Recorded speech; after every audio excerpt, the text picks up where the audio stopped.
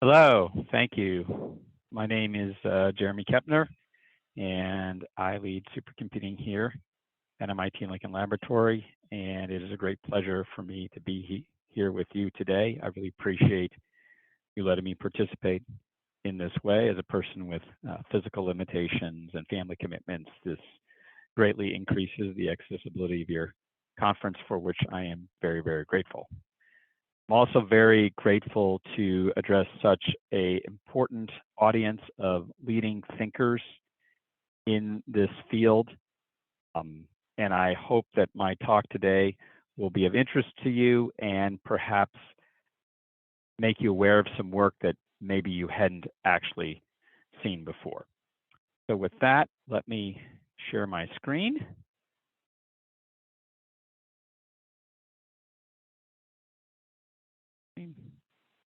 Right, thank you very much. So the title of my talk is Large-Scale Parallel Sparse Matrix Streaming Graph Network Analysis. Kind of a little bit for everybody in there. I sort of picked this talk based on looking through the papers that were appearing in the conference this year. And I really felt this would be a great opportunity to share some of this work. And now I want to make sure people realize this is just one perspective. This is my perspective. There's so much work going on in this area, and with many, many, many other people, that I can only represent what I know. I first off would like to thank all my co-authors. I'm going to sort of providing a retrospective on a large amount of work that's been happening in the last decade or so, and these are the co-authors, and really it's their work.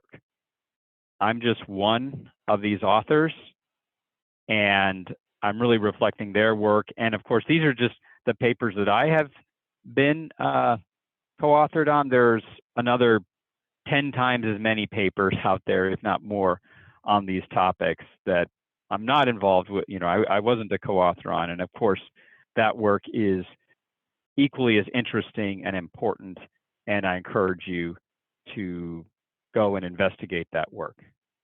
I would like to express my apologies for people who I have missed on this list. I did my best here to put this list together, and again, I apologize for those who I may have missed from this list. So presumably for this audience, I don't really need a lot of motivation, but nevertheless, I think it's important to include kind of why are we so interested in networks and graphs? And I think there's no shortage of reasons here. The internet is as important to civilization now as land, sea, air, and space. Billions of humans are connected and heading towards trillions of devices. Neural networks are key to AI. They are networks. Likewise, biological networks underpin life on Earth, and of course, graph algorithms have been a foundation of computer science really since its inception. And I have here just a few of the many, many important texts here, but just a few just to give you an example, from the algorithms work, which has sold over 1 million copies, to the machine learning yearning, and of course, the seminal network science book here are just some examples of some books that I would certainly encourage people to get and read, but there are many, many, many other examples out there. So hopefully this audience doesn't need more motivation about why networks and graphs are important, but there's no shortage of other literature that does an outstanding job of making that point very clear. So the starting point for my perspective on this work is going to be what we call the Gala book, the Graph Algorithms in the Language of Linear Algebra, SIAM book, which was published in 2011, which will represent the culmination of a decade of work by many folks, and the many contributors are shown down here on the bottom, which really sort of pulled together a lot of work on the foundations of graph matrix duality, which is highlighted by this sort of, which has almost become the logo of this community, this picture on the cover. So on the top, we have a directed graph, and we show its fundamental operation, which is breadth first search, i.e. from the red node, traversing the red edges to these yellow nodes. And likewise, we have its matrix equivalent here, which is its adjacency matrix, a vector with the starting vertex, and through the fundamental operation of matrix mathematics or linear algebra, through vector matrix multiply, we get the nearest neighbors. And so this fundamental duality, this fundamental connectedness of the core operations of graph algorithms and matrix mathematics really is incredibly powerful. And this book sort of tries to kind of dive into that topic in great detail. This approach now is widely used in graph analysis and is, one could even argue, the dominant viewpoint for neural networks. But nevertheless, it is still only a starting point. And the final chapter of this book really tried to kind of lay out some of the many unanswered questions we had over a decade ago. And the chapter's titled Fundamental Questions in the Analysis of Large Graphs. And we have a number of distinguished co-authors there, which I show on the right. And I'll just read you kind of the basic point of that chapter, which is, of the many questions relating to the mathematical and computational foundations of the analysis of large graphs, 5 important classes appear to emerge. These are ontology, data model, time evolution, or what we would call now streaming, detection theory, which is really just sort of modeling graphs in general, algorithm scaling, that is when you add data or when you add computing or you add functionality, how do things scale?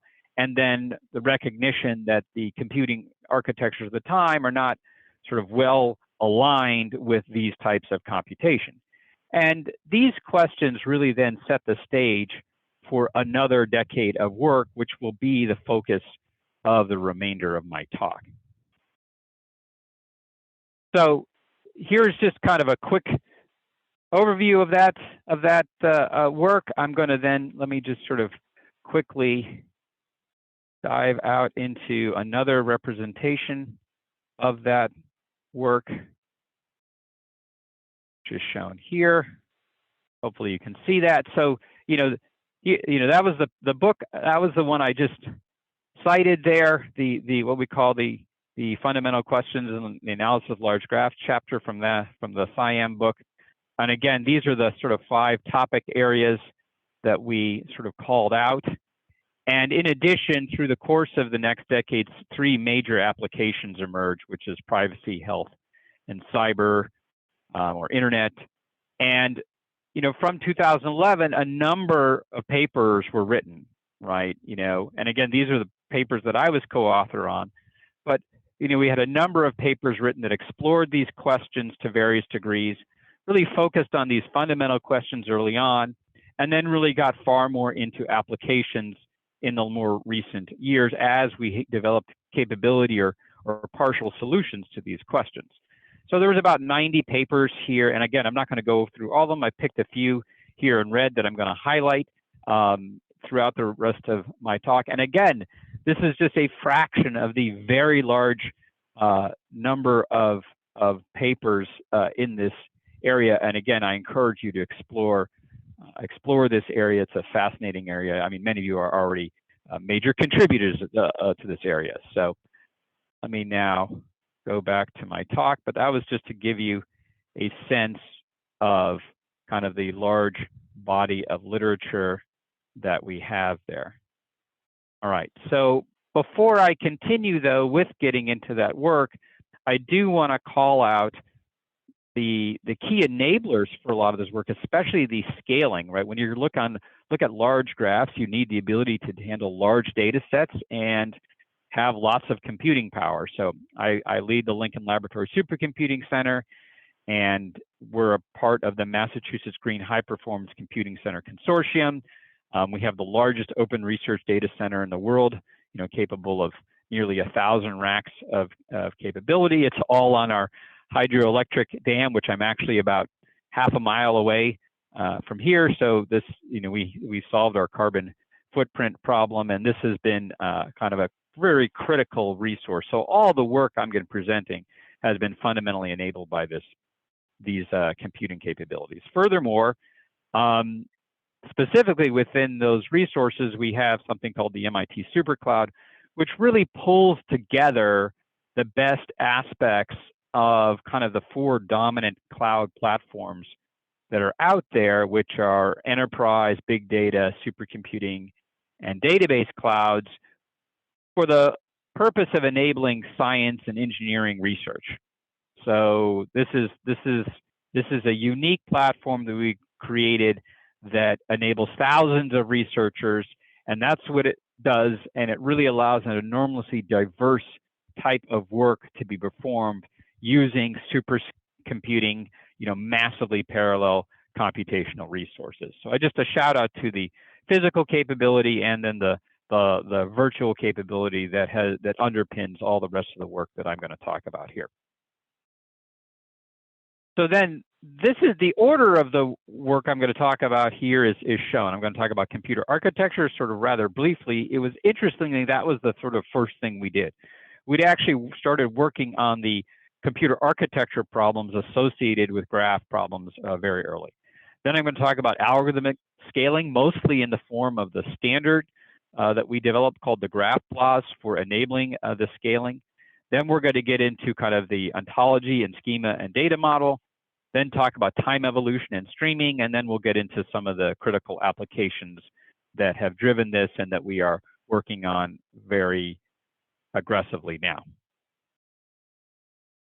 So first, we had a prototyping effort starting about over 15 years ago that recognized that existing computer architectures were not a good match for the kinds of graph and sparse matrix problems that we wanted to look at.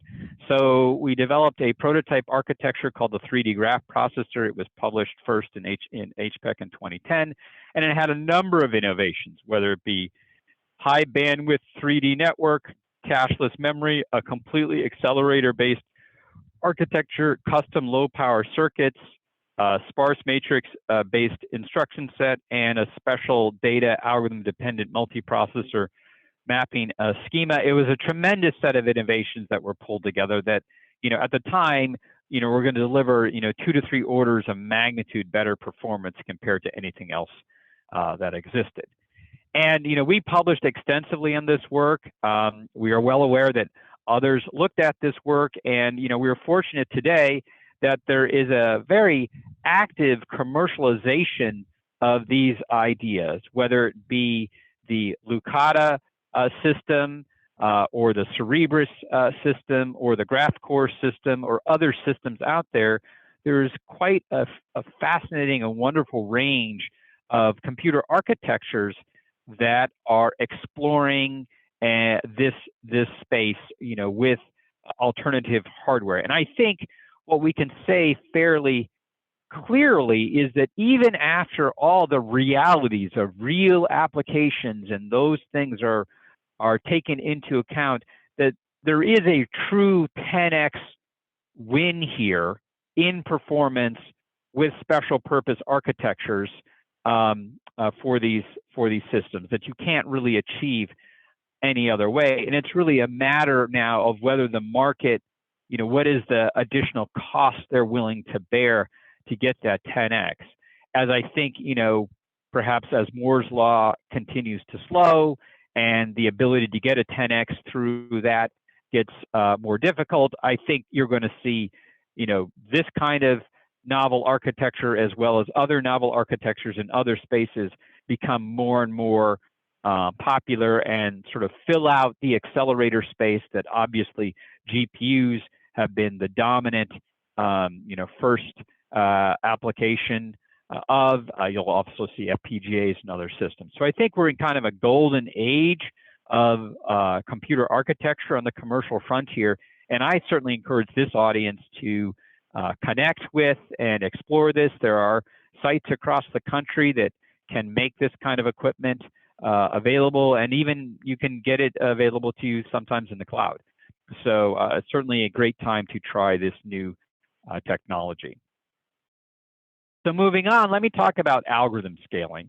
And this sort of ties back into kind of the previous stuff on computer architecture there, and that our view was that what we really needed was an abstraction layer that would allow algorithm people to write high-performance matrix-based graph algorithms that then hardware people could design to without having to deal with all the complexities of every single type of graph algorithm out there. And so with that philosophy, and as a direct result of the Gala book, you know, a number of us came together to propose the idea that we need a standard for graph algorithm primitives. And so I'll just read you our basic point there. It is our view that the state of the art in constructing a large collection of graph algorithms in support of linear algebraic operations is mature enough to support the emergence of a standard set of primitive building blocks.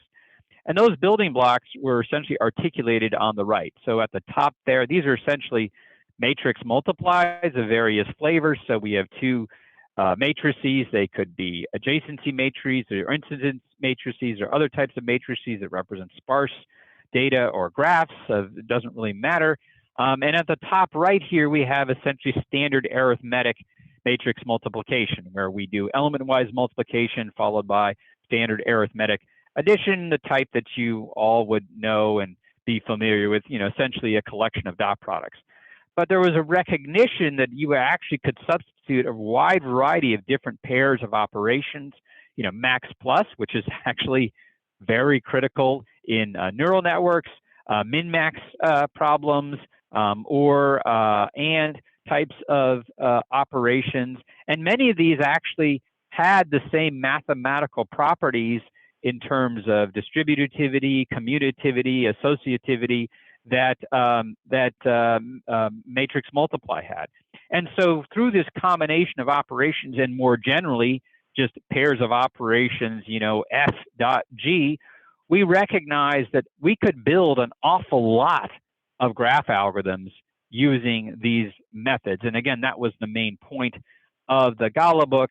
And this was essentially a recognition that, you know, we could actually build a standard based on that. So we had a lot of fantastic people, many of them who are listed as authors there on this paper, who contributed to this work, and sort of just independently, you know, we just said, let's do this. And within 4 years, we had a standard. We had a C API, and we were actually applying it to completely new problems. And here we have it applied to the problem of massive deep neural networks using our GraphBLAS standard here. So just to work you through this here, you have your standard. This is a standard neural network here. You have input feature vectors coming in on the left. You have various weight and bias matrices here that connect the various layers of neural networks. And then out on blue here are your output categories. And again, this is your standard deep neural network, and this is the standard deep neural network equation, which just can be represented, you know, by this iterative equation here, where you basically have your input vector from the previous layer multiplying by the weights, you know, plus some bias terms passed through the standard. It can be a variety of functions, but in this case, we use the rectified nonlinear unit. Rectified linear unit. It must be, though, a nonlinear function. Otherwise, you can just sort of, using standard matrix products, roll this whole thing up. And of course, if you're doing this in batches, right, which is typical, you do many feature vectors at the same time, you actually get a matrix equation here, which is, you know, the Y matrix times W plus a B matrix to get you the next layer. And the core operation was that, you know, using these semi-rings that we had in the GraphBLAS, you actually could just write this as essentially an iterative operation bouncing back and forth between two semi-rings.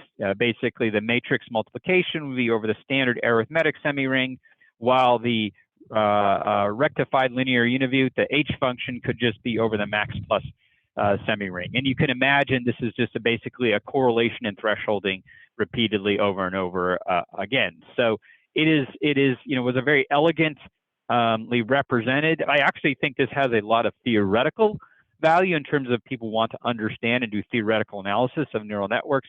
And it very naturally gives you those theoretical advantages. And we were able to show, you know, very good scaling using our GraphBLAS implementation. And so this was some wonderful work that came out of that standard. In addition, you know, in order to recognize, you know, and enable not just graph BLAS, but a wide range of approaches for advancing the scale of large graph analysis. We created something called the Graph Challenge. And the Graph Challenge basically put together several hundred data sets and some well-defined mathematical challenges. Here we show triangle counting, which, as you can imagine, is computing the number of triangles in a graph. And this is something we've run annually since 2018 or so. And we get people to, it becomes a sort of a great venue for people to highlight their innovations. And we have a wide range of innovations that people have proposed using this, not just the graph BLAS, but many other innovations. And, you know, we have here an example of from 2018. We got, each dot represents a different submission that we got. So we got like 20-some submissions on this. And then, you know, the stars represent the ones that, you know, were deemed to be, you know, given champion awards, which is basically a combination of, you know, quantitative assessment just in terms of the size of the graph that you could produce and the rate in terms of edges per second that you could achieve. Likewise, there was a subjective measure. We have a panel that also evaluates the papers submitted. And so this now does a good job of kind of setting the bounds of performance. And I will say one of the big achievements that I think we recognized by this point is that for many, many, many graph problems, you know, we had thought that they were both memory and sort of atomic bound operations, that you had to go and get an individual vertex at a time. And I think, you know, graph BLAS and other approaches have shown that that's not true, that you could rewrite graph algorithms in a more sort of collective sense where you're doing a lot of things simultaneously. And that essentially allowed you to convert a lot of problems from being essentially what we thought of might have been a latency bound problem into a bandwidth bound problem, which is a lot easier to solve. And so, you know, we really sort of achieved a significant milestone here in terms of showing that many, many graph algorithms essentially became memory bandwidth bound problems, which it's easier to solve than sort of atomic fetching or, you know, latency bound problems. So that was a big achievement there.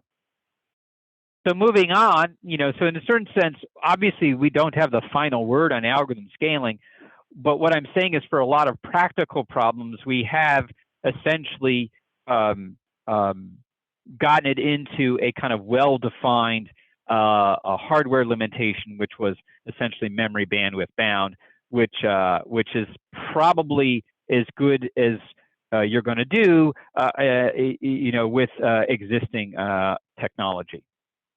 So let me then move on to kind of data modeling. And this is really about how do we handle more diverse data? The data that we want to handle in graphs, it's not just vertices and edges, but it's often connected to a large variety of very diverse metadata. And so we were exploring this issue fairly aggressively a decade or so, and developed a software system called the Dynamic Distributed Dimensional Data Model, called D4M, which was really kind of taking this concept of matrices and graphs and connecting it directly to databases. And we had developed this concept of an associative array, which really unified four very disparate ways to look at data here. And you see here, you know, basically you can imagine, you know, whereas A was our adjacency matrix before, but now we can key it using, you know, what we call associative arrays, or you could imagine it as two-dimensional dictionaries, you know, where we have essentially a key or row called Alice, you know, and a key in a row called Bob, and some connection to them. This case cited, or it could be numbers.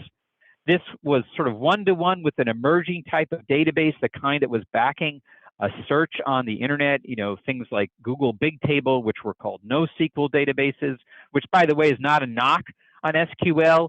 NoSQL stands for not only SQL, it certainly recognizes that SQL is a very important type of database.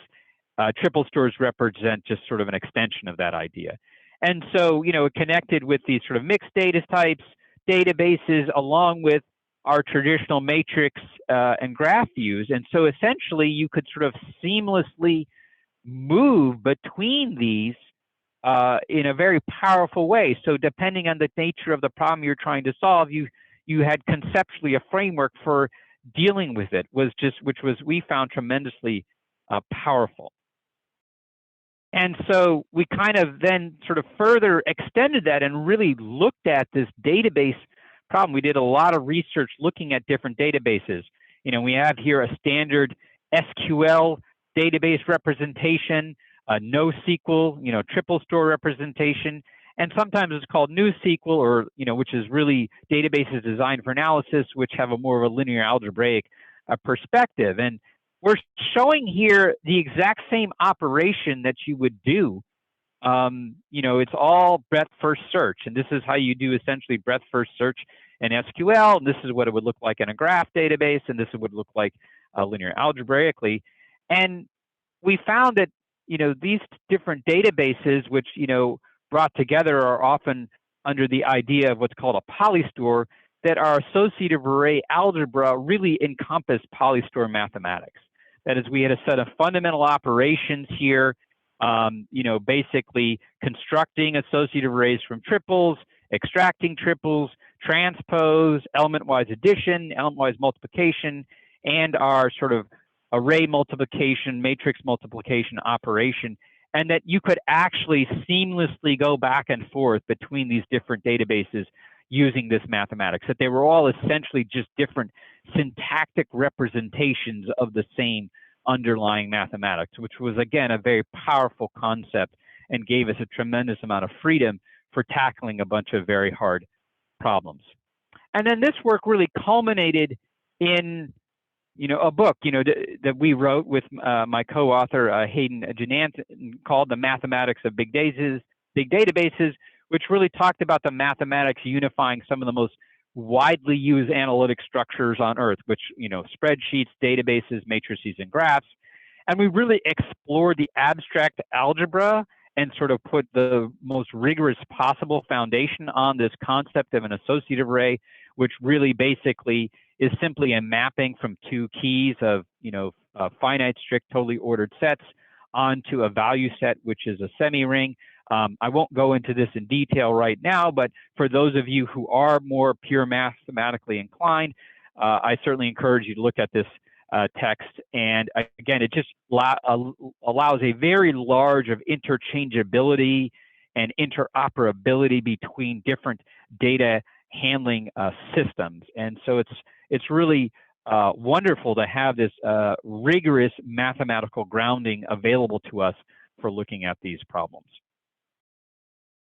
So now let me get on to some of the time evolution aspects, or the streaming aspects that we have been exploring over the last decade. And again, I apologize that this is a bit of a whirlwind tour of, you know, a decade of work, but again, this work can all be looked up in the literature. We have a number of texts that you can read, you know, books that have been published on it.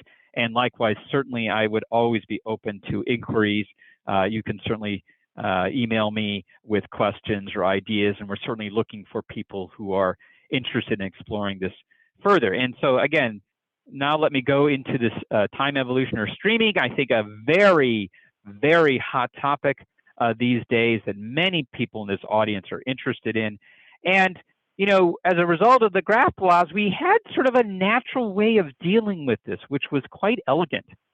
And so, you know, we wanted to not, you know, matrix, traditional adjacency matrices are limited in the types of graphs that they can represent. They are mostly limited to directed weighted graphs. And that's a very important class of problems, and we can do a lot with that. But real data tends to be much more diverse than that. It tends to have multiple edges and hyper edges, that is, edges that are connecting multiple vertices. So we've essentially taken our standard drawing here of a graph and labeled all the edges, and we've added a hyperedge here, this edge 12. And we now use what we call the incidence matrix representation, or edge matrix representation of the graph, where every single row is an edge and every single column is a vertex. And for simplicity, we have essentially broken it into two matrices, an out vertex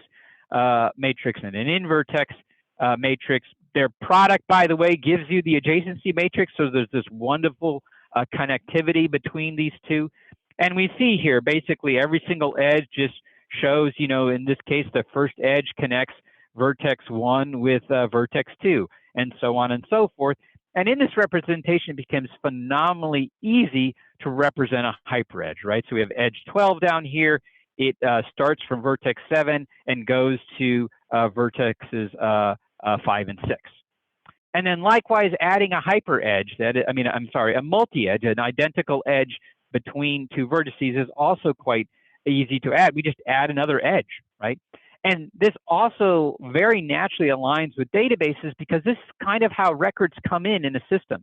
You get events, they come in, and they essentially, you just add rows here, and each one of them is a new event. And so this is a powerful way to represent it. And then typically the analysis we end up doing with this is we take subsets of edges and then do a matrix multiplication to form an adjacency matrix we then do further analysis on. So there was a very natural way within this viewpoint to do streaming, and we're very blessed to have a very high performance implementation of the GraphBLAS now, led by Tim Davis, who has sort of taken our CAPI and produced the SuiteSparse GraphBLAS. He's one of the most skilled programmers in mathematics in the world.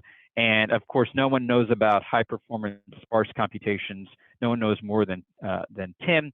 And this is a natural thing that is easy to do. And we have done a number of things that just naturally take advantage of that. And this is one of them that we've used extensively. And so this is kind of, we had sort of an out of the box solution to the streaming problem. And he even solves the problem to a large extent of kind of streaming updates. You can sort of add data. I mean, he has background processes that will, update that in various batch forms and sort of hide the atomic update problem from the user, which is, tremendously a powerful service to provide within a library.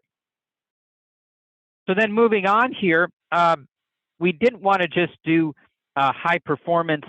We have the mathematics for streaming. Well, what does that really mean in terms of actually ingesting into real data? So taking these ideas, taking graph matrices. In this case, we're using Graph 500 graphs, or sometimes called Kronecker graphs, and we then using thousands of processors and the Accumulo database, which is sort of the highest performance of these streaming triple store graph databases, we were able to show world record performance of being able to ingest 100 million database inserts per second using this database, which sort of literally blew away the competition. There was nothing like it in the world. And this graph and this paper essentially became the logo of the Accumulo database community, because it just showed it had incredible performance. And again, leveraging these ideas, these sort of matrix-based, associative array-based ideas, which allowed us to take a lot of concepts from parallel computing and just naturally apply them to databases, a lot of ideas from graphs, and apply them to databases. And this was sort of really fully exploited, this ability to seamlessly move between these different representations and go from a community. We hadn't done a lot of database benchmarking in the past, and then we instantly go to being the world record holders using these methods, which was quite an accomplishment. So talking about streaming though, right, and streaming analysis, we've talked about kind of how you basically construct such things and talked about how you ingest them. Well, how can we actually analyze them? How can we do computations on them? And so one of the things we realized is we took sort of a rather well-known technique, which is called, hierarchical matrices. Sometimes you think of it in the computational space, there's something called sort of adaptive meshes, where you have basically computations going, from different resolutions in sort of a hierarchical fashion. And what we did here is essentially recognize that we would had data coming in streaming fashion. We would read in the records. We would have formed these adjacency matrices. We would then do a computation on that, on a certain chunk of records. And then we would then add that to a hierarchy and wait for it. And when that level of the hierarchy had enough non-zeros in it, a threshold would trigger, and then it would sort of cascade itself to the next level of the hierarchy, and so on and so forth. And what this allowed you to do is have the majority of your computations occurring in fast memory, and then do these sort of bulk updates, which involve bigger movements to larger memory more and more rarely. And this was just a beautiful way of doing streaming analytics. And you pay a price in terms of the total memory footprint doubles, but you usually get an order of magnitude increase in computation. And when you're doing streaming analytics, one of the things that you recognize right away is that you often want to analyze at multiple timescales. You don't want to just analyze at one timescale. And so naturally, this very naturally led, you do sort of lots of your computations on this, and then half as many on the next level, and half as many again on the next level, and so on and so forth. And it almost gives you kind of a Fourier transform kind of way of looking at your streaming graph data. Another thing, just to shout out to the GraphPlots, is that, a sort of Easter egg in terms of the fundamental mathematics of GraphPlots wasn't just matrix math, it really was associative array math, which placed no limits on dimensions. And so Tim Davis essentially gave us hypersparse matrices. So we can have huge matrices, 2 to the 60 by 2 to the 60 matrices are handled very easily within the GraphPlots, a capability we never had before.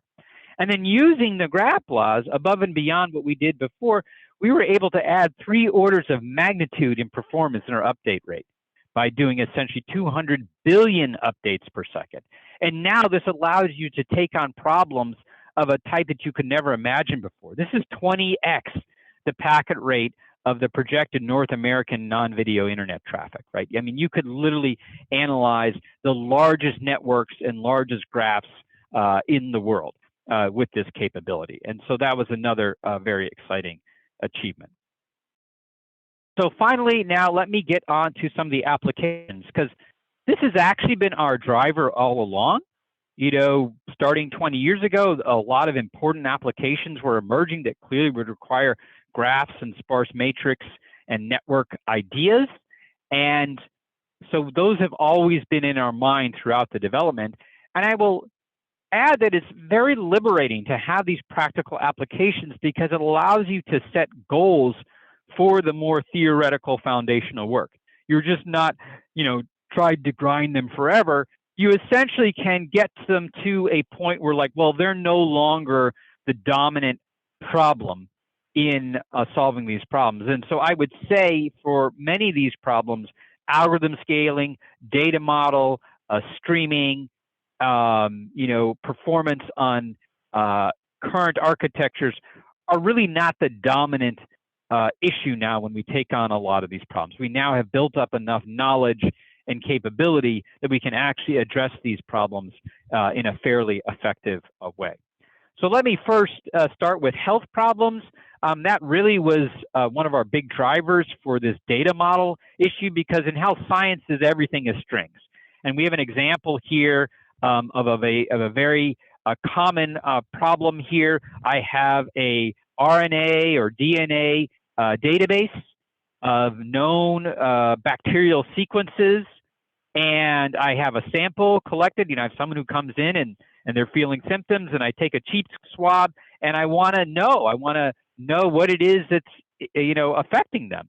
And so I have unknown bacteria, and so I really want to do a very quick cross correlation here. And so we essentially chop up the genetic sequence into 10 mers. These are essentially 10-letter sequences. We create a very sparse associative array or sparse matrix, which is reference sequenced by 10 mer. And then we do the same thing with the sample, and we do a cross correlation and a thresholding, and we basically, in this very simple kind of one-line operation, we can identify what are the most likely bacteria in the sample. And this is basically BLAST. If there's a very well-known piece of software out there called BLAST, which is what we were comparing with, if you look at the code volume here, right, we basically did what BLAST did in, a few hundred lines of code, and BLAST is close to 1 million times larger, 1 million lines of code, and 100 times larger code base. In addition, by pre-computing this RNA reference set and putting it in a database and using fast lookups, we were actually able to reduce the runtime by about a factor of 100 as well. And so this was a tremendous sort of demonstration of the capability of this associative array model and this diverse data representation, taking on, again, problems that we had never really thought about before. But, health science problems are very important problems. They have enormously diverse data, and they have very large, complex code bases. And being, simpler and faster, of course, is an advantage.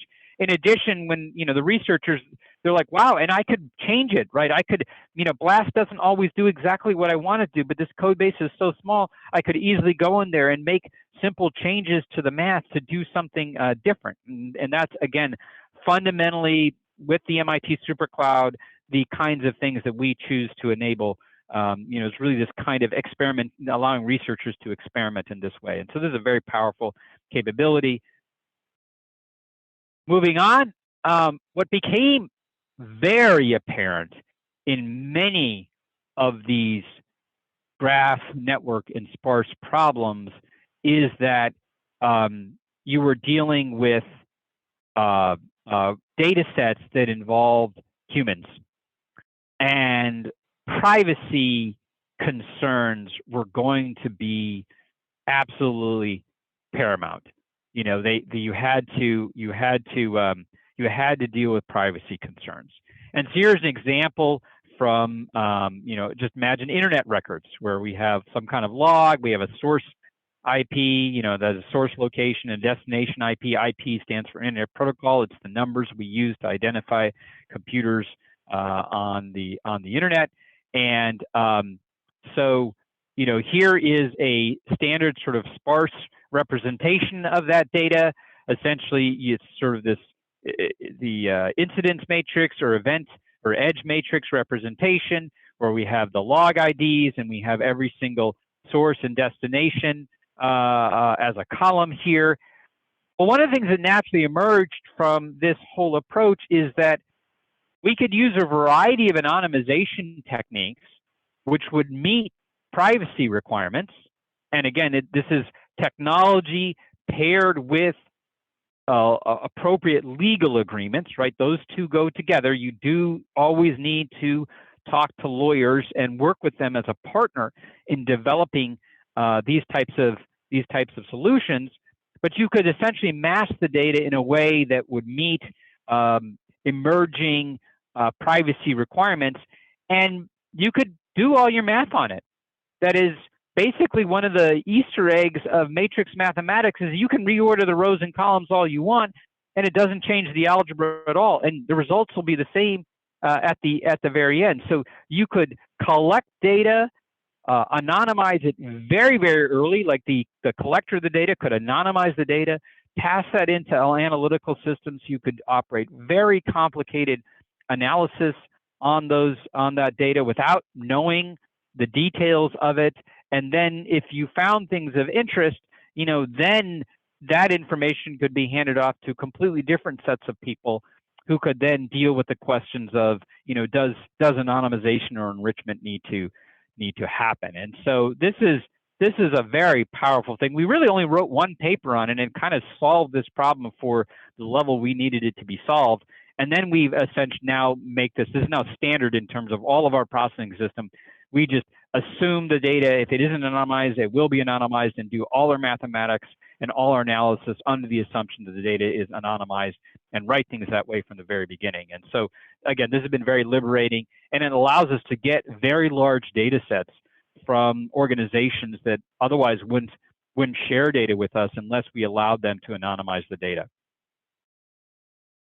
So taking all the capabilities that we've just laid out and beginning to apply them to real problems, one of the problems we wanted to look at is how do we protect the internet, right? How do we analyze the data, the sets of data you need while preserving privacy such that we can make the internet a place that, you know, isn't under constant attack. And so we have here a pipeline, a full sort of analysis and ingest pipeline here where we go from raw PCAP files. So PCAP stands for packet capture. Packets are the baseline unit of the internet. It represents, you know, data going from one place to another. A packet is an event.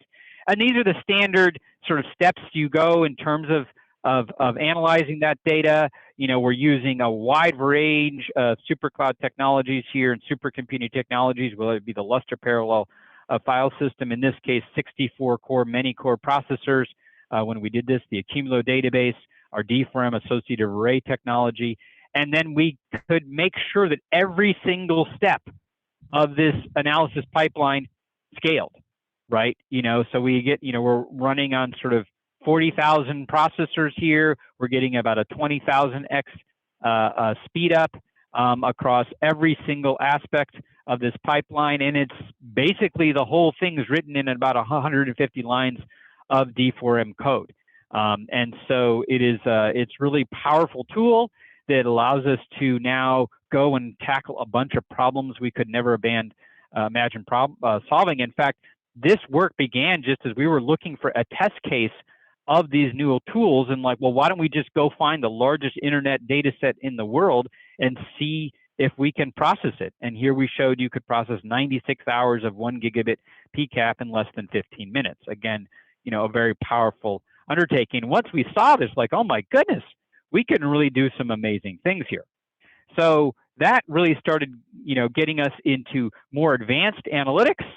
So we basically developed a whole neural network analysis pipeline, a little different than other neural networks here in terms of we're using neural networks to create very detailed models of what is of normal traffic, as opposed to categorizing a traffic, right? Defending the internet is all about, you know, new types of attacks that haven't been seen before, and so having good background models is really important. And here we're using AI and deep neural networks to do that. So we begin with basically creating a traffic matrix, these hierarchical streaming traffic matrices that I mentioned before. They can be viewed essentially an image, just like a regular picture, a very sparse image. Then we can do various sort of convolutions, pooling, streaming. Then we do training and generation of different types of feature sets.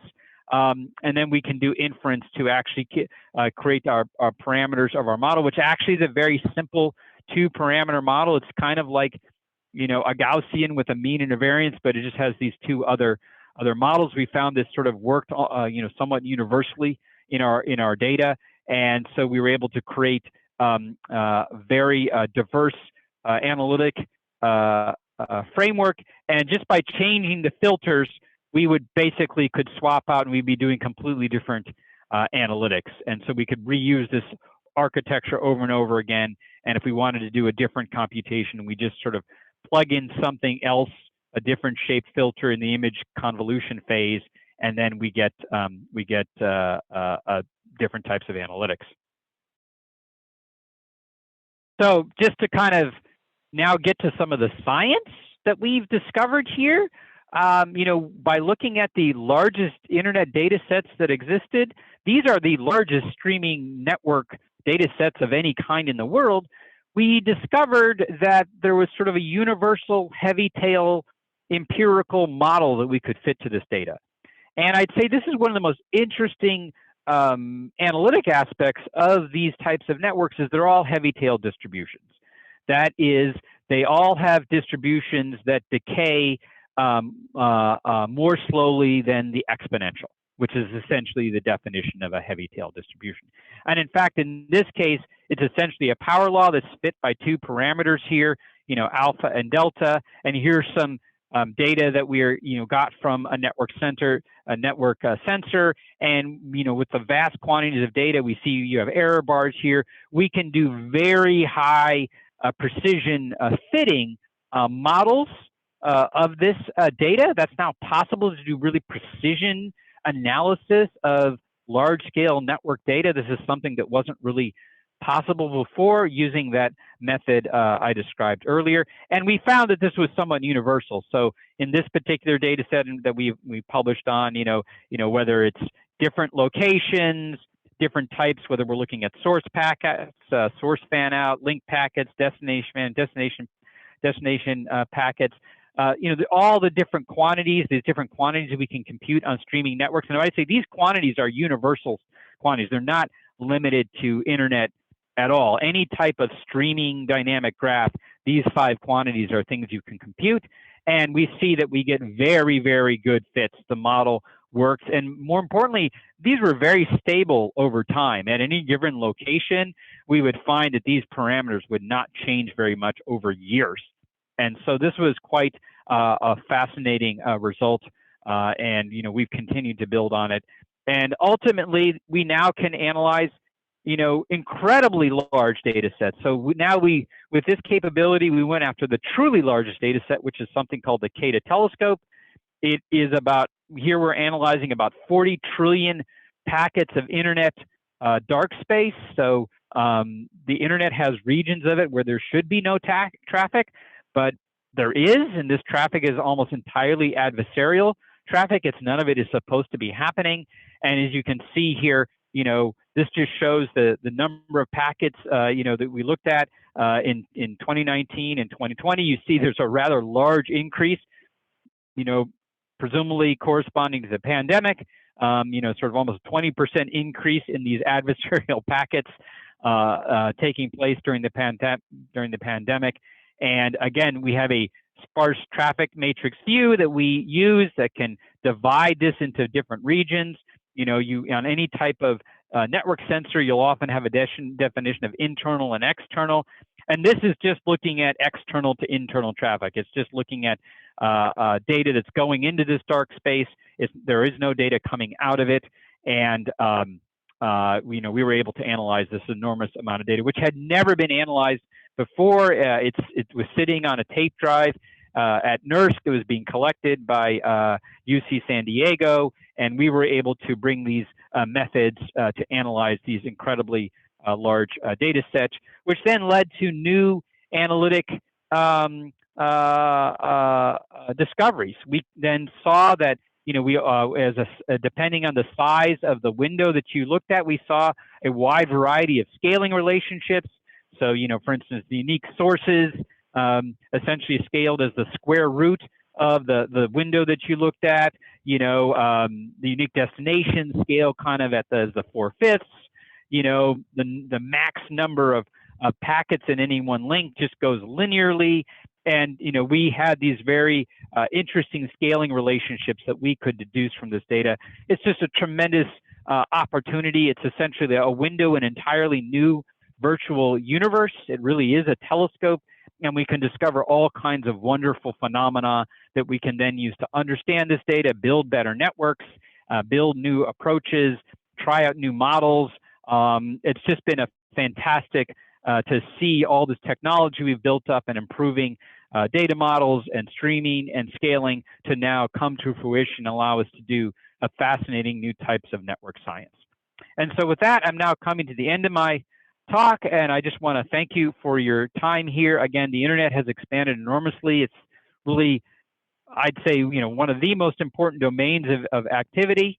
The analysis of streaming networks with trillions of events has stimulated the development of novel mathematics, essentially associative ray algebra, new algorithms such as these hypersparse neural networks, software such as the graphblaze.org, new hardware, which I mentioned before.